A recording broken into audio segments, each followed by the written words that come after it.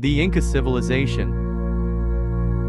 Famed for their unique art and architecture, they constructed finely built and imposing buildings wherever they conquered, and their spectacular adaptation of natural landscapes with terracing, highways, and mountaintop settlements continues to impress modern visitors at such world-famous sites as Inca Machu Picchu. Machu Picchu is the testament to the power and ingenuity of the Inca Empire, built without the use of mortar, metal tools, or the wheel. Machu Picchu stands as an archaeological wonder of the ancient world. Many modern-day archaeologists now believe that Machu Picchu served as a royal estate for Inca emperors and nobles. Others have theorized that it was a religious site, pointing to its proximity to mountains and other geographical features that the Incas held sacred. Inca roads.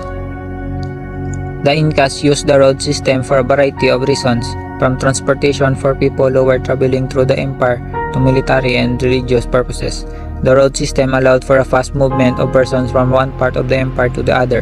Both armies and workers used the roads for move and the tambos to rest and be fed. It also allowed for the fast movement of information and valuable small goods which traveled through the chasquis. The Incas gave priority to the straightness of the roads, whenever possible to shorten the distance.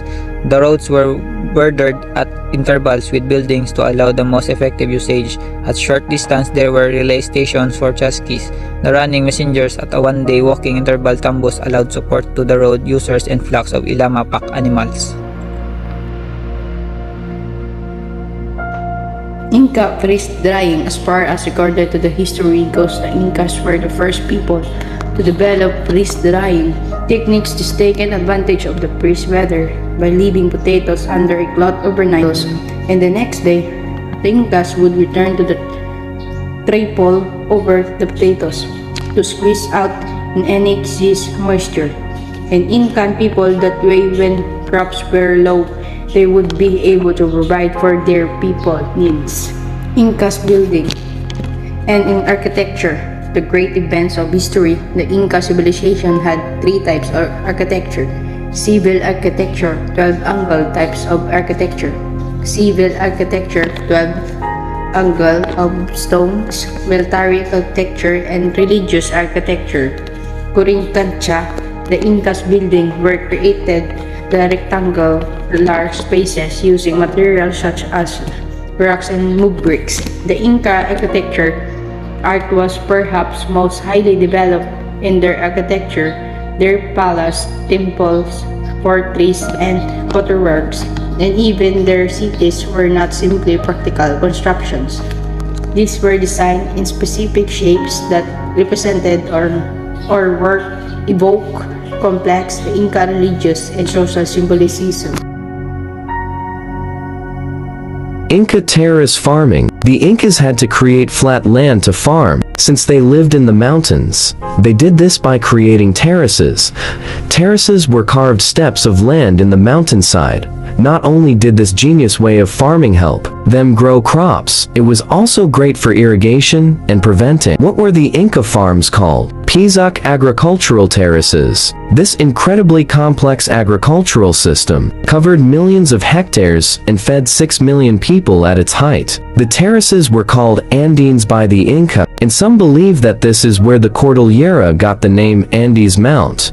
What are the advantages and disadvantages of terracing? The primary advantage of terraces is improved soil erosion control. Secondary advantages of terraces include elimination of grass waterways that can be difficult to maintain and reductions in flooding. Disadvantages include the capital cost of building terraces and the time required to maintain terraces.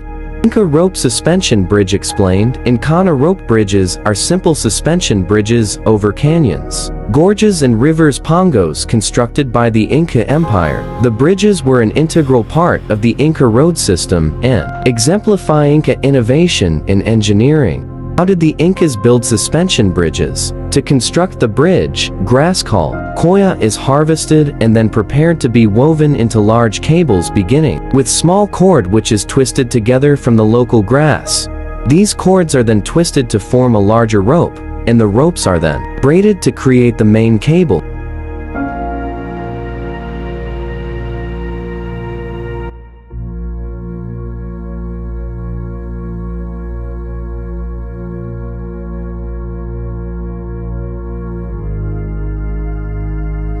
Inca Civil and Hydraulic Engineering.